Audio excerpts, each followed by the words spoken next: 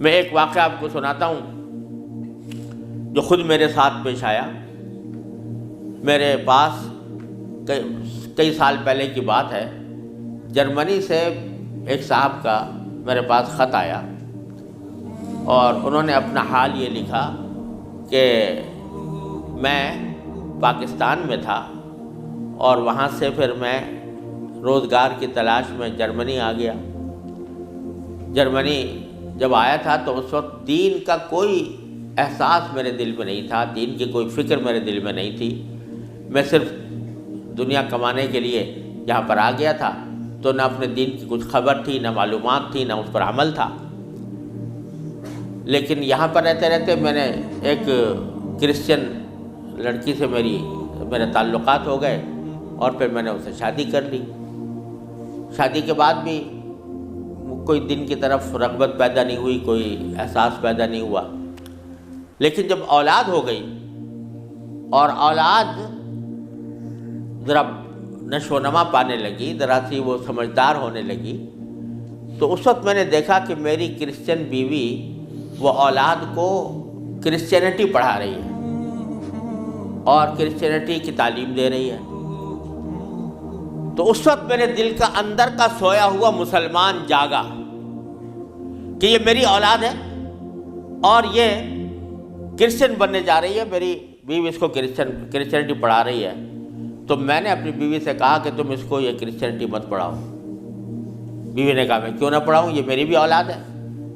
اور میں اس کو حق سمجھتی ہوں، تو اپنی اولاد کو بھی ویسے ہی بنانا چاہتی ہوں. میں نے کہا نہیں، کرسچینٹی حق نہیں ہے، اسلام برحق ہے. تو اس نے کہا مجھے ثابت کرو کہ کیوں برحق ہے اسلام اور کرسچینٹی میں کیا خرابی ہے. تو اب میرے پاس علم تو تھا نہیں، مجھے اپنے دین کا بھی پتہ نہیں تھا، کرسچینٹی کا بھی پتہ نہیں تھا. لہذا جب وہ بات کرتی تو میں اس کا جواب دینے کے لیے کی پوزیشن میں نہیں تھا، اس کے سوالات کا جواب نہیں دے سکتا تھا، اس کے اعتراضات کا جواب نہیں دے سکتا تھا. تو میں اس مشکل میں ہوں کہ میری اولاد وہ میری بیوی کی تعلیم و تربیت کے نتیجے میں کرسچن بننے جا رہی ہے اور میرے دل پر آرے چل رہے ہیں، میں کچھ کر نہیں سکتا. تو آپ مجھے کوئی طریقہ بتائیے.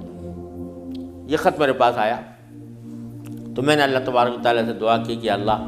کوئی ایسی تدبیر اس دل میں ڈال دیجیے کہ جس سے اس بیچارے مسلمان کی مشکل حل ہو. تو میں نے اس کو لکھا کہ ایک تو میری کتاب ہے واٹ از کرسچینٹی کے نام سے، جس میں کرسچینٹی کے بارے میں تفصیل ہے. تو وہ کتاب میں نے بھیجی اور ساتھ میں اس سے کہا کہ آپ اپنی بیوی سے بحث کرنا بند کر دیں، کیونکہ بحث کرنے سے کچھ فائدہ نہیں ہوگا.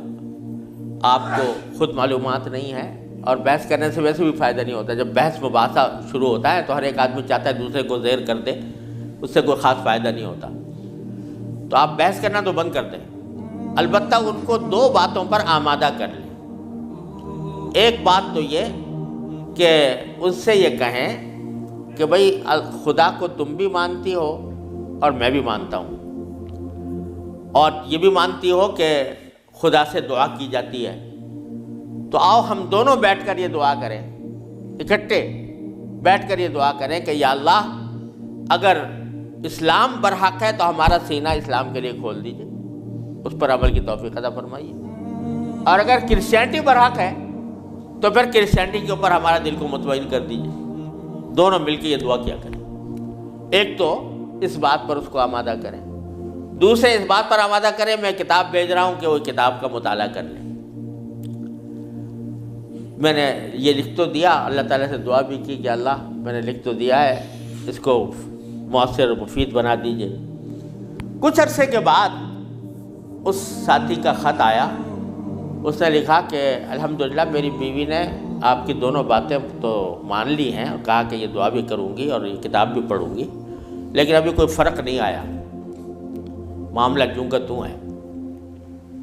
تو میں نے پھر ان کو خط لکھا کہ آپ گھبرائیں نہیں اور اس عمل کو جاری رکھیں،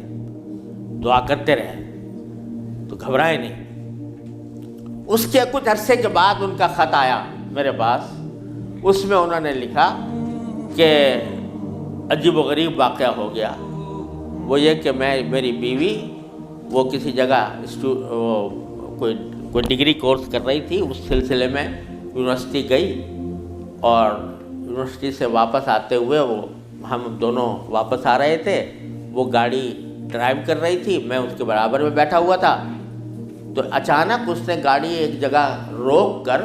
اور اس نے اپنا سر اسٹیئرنگ کے اوپر جھکا لیا اور بے تحاشا رونے لگی۔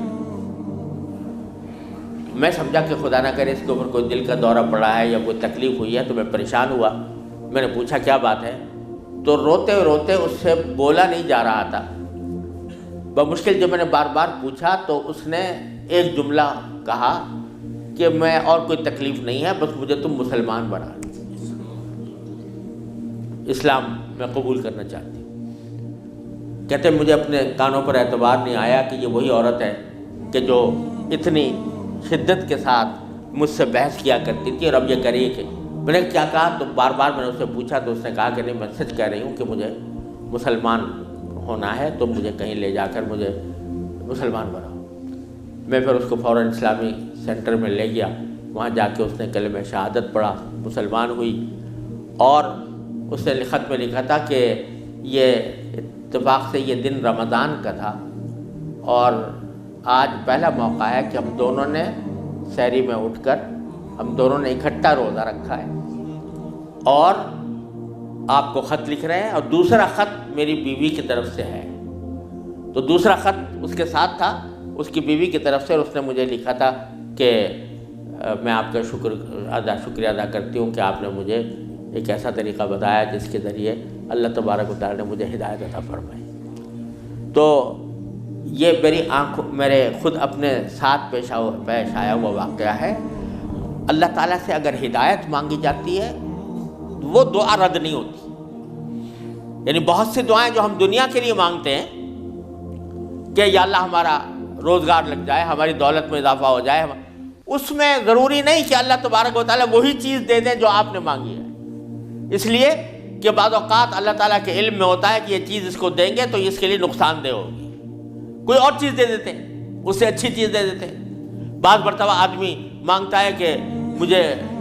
میری دولت میں اضافہ ہو جائے، لیکن اللہ تعالیٰ جانتے ہیں کہ اس کی دولت میں اضافہ ہوگا تو پتہ نہیں یہ کس وادی میں جا کے گرے گا، لہذا وہ نہیں دیتے اس کو، لیکن دعا کا ثواب اس کو دے دیتے ہیں۔ اسی طریقے سے بعض اوقات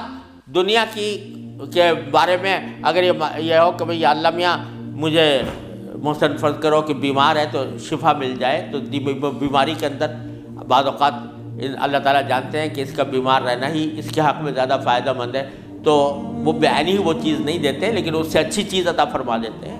یہ اللہ تبارک و تعالیٰ کی سنت ہے دنیاوی چیزوں کے بارے میں۔ لیکن اگر کوئی ہدایت مانگے سچے دل سے، یا اللہ مجھے ہدایت دے دے، یا اللہ مجھے سیدھے راستے پر چلنے کی توفیق دے دے، یا اللہ میری اولاد کو سیدھے راستے پر چلنے کی توفیق دے دے، تو یہ دعا رد نہیں ہوتی، اور یہ دعا ضرور قبول ہوتی ہے بشرطے کہ مانگنے والا ہو، سچے دل سے مانگے، خشوع کے ساتھ مانگے، اللہ تعالیٰ سے مانگنے کے انداز میں مانگے، تو اللہ تبارک و تعالیٰ وہ دعا رد نہیں فرماتے۔ بلکہ میرے شیخ حضرت عارفی رحمۃ اللہ علیہ فرمایا کرتے تھے کہ اپنے اللہ میاں سے جب کوئی مانگو تو مچل کر مانگا کرو، یعنی اپنے اللہ میاں سے باتیں کیا کرو، کہہ دیا کرو یا اللہ یا تو مجھے ہدایت دے دیجئے ورنہ آخرت میں مجھ سے مواخذہ نہ فرمائیے گا، یا تو مجھے ہدایت دے دیجئے، گناہوں سے بچا لیجئے، اپنی نافرمانیوں سے بچا لیجئے، یا پھر آخرت میں میری گرفت نہ فرمائیے گا۔ تو بندہ جب اس طرح مانگتا ہے تو اللہ تبارک و تعالیٰ ضرور عطا فرماتے ہیں، ہدایت ملتی ہے، اور ساتھ ساتھ یہ کہ وہاں پر آپ کے لیے ایک عذر ہو جاتا ہے کہ یا اللہ میں نے تو آپ سے مانگا تھا اور کہا تھا کہ مجھے ہدایت دے دیجئے، میرے گناہ چھڑوا دیجئے مثلا۔ تو آدمی اپنی سی کوشش کرے اور باقی کام کے لیے دعا کرے، صرف دعا بھی کافی نہیں ہوتی، اپنی سی کوشش بھی ضروری ہے۔ جیسے میں نے یہ مثال دی تھی تو میں نے ساتھ میں اس کو کتاب بھی دی تھی، ایسا نہیں کہ صرف دعا ہی پر اکتفا کرے، بلکہ تھوڑا سا طلب اس کے اندر پیدا ہو کہ طلب بھی ہو، طلب ہو اور اس طلب کے لیے کوئی عملی اقدام اپنا سا کرے، اس کے بعد اللہ تعالیٰ سے مانگے، تو اللہ تعالیٰ رد نہیں فرماتے۔ حضرت مولانا رومی رحمۃ اللہ علیہ فرماتے ہیں، مثنوی والے مولانا رومی فرماتے ہیں کہ دیکھو حضرت یوسف علیہ السلام کا واقعہ دیکھو کہ ان کو جب زلیخا نے ورغلایا، گناہ کے اوپر آمادہ کرنے کی کوشش کی، تو قرآن کریم میں ہے کہ اس سے پہلے اس نے سارے دروازوں پر تالے ڈال دیے تھے، غلقت الابواب، سارے دروازوں پر تالے ڈال دیے تھے، اور پھر حضرت یوسف علیہ السلام کو بہکایا، ورغلایا۔ تو حضرت یوسف علیہ السلام آنکھوں سے دیکھ رہے تھے کہ سامنے دروازوں پر تالے پڑے ہوئے ہیں، نکلنے کا راستہ نہیں ہے، لیکن انہوں نے یہ سوچا کہ میرے بس میں اتنا ہے کہ دروازے تک چلا جاؤں، بھاگ گئے، تو بھاگ گئے، دروازے تک پہنچ گئے، اور وہاں جا کے مانگا اللہ تعالیٰ سے کہ یا اللہ یہاں تک پہنچنا تو میرا کام تھا، آگے دروازے سے باہر نکالنا اور اس گناہ سے مجھے بچانا آپ کا کام ہے۔ تو نتیجہ یہ ہوا کہ دروازے کے تالے ٹوٹ گئے اور داخل۔ تو مولانا رومی فرماتے ہیں کہ گرچہ رکھنا نیست عالم را پدید، خیرہ یوسف وار می باید دوید، اگرچہ تمہیں اس دنیا کے اندر تمہیں کوئی راستہ نظر نہیں آ رہا، گناہوں سے بچنے کا، اللہ تبارک و تعالیٰ کی نافرمانی سے بچنے کا ماحول ایسا ہے، اس سے نکلنے کا راستہ نظر نہیں آیا، لیکن خیرہ یوسف وار می باید دوید، جس طرح یوسف علیہ السلام دروازے اپنے حد تک جتنا کر سکتے تھے اس کے لیے دروازے تک دوڑ گئے، اس طرح تم بھی دوڑ جاؤ اور پھر اللہ تبارک و تعالیٰ سے مانگو، تو اللہ تبارک و تعالیٰ انشاءاللہ رد نہیں فرمائیں گے۔ اس لیے میں عرض کرتا ہوں کہ اپنے معمولات میں، روزمرہ کے معمولات میں یہ بات شامل کریں کہ رات کو سونے سے پہلے اللہ تبارک و تعالیٰ کی بارگاہ میں اپنی بھی اور اپنی اولاد کی بھی، اپنے گھر والوں کی بھی ہدایت